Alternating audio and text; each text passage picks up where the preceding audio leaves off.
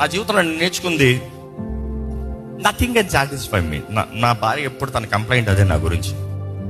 Nothing can satisfy you. కుర్రోళ్ళు కూడా అదంటే నథింగ్ కెన్ సాటిస్ఫై యూ అంటే నథింగ్ సాటిస్ఫై మీ కదా, ఆ దేవునికి సాటిస్ఫాక్షన్ అని చెప్పు. దేవుడికి సాటిస్ఫై అంటే నేను సైలెంట్, దేవుడికి సాటిస్ఫై కాదంటే నేను సాటిస్ఫై కాదు. నువ్వు చేసావు గుడ్ అంట, I satisfied? No. Is that the best you got? Give me the best, give me the best.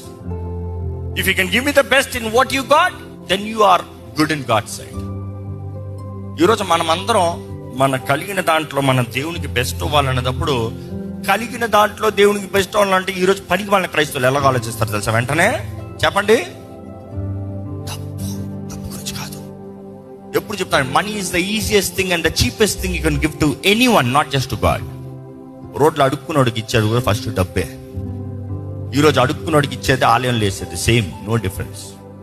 అంటే the easiest thing that you can give, the best thing that you can give is your life. But when you say your life, it is your time, నీ సమయం.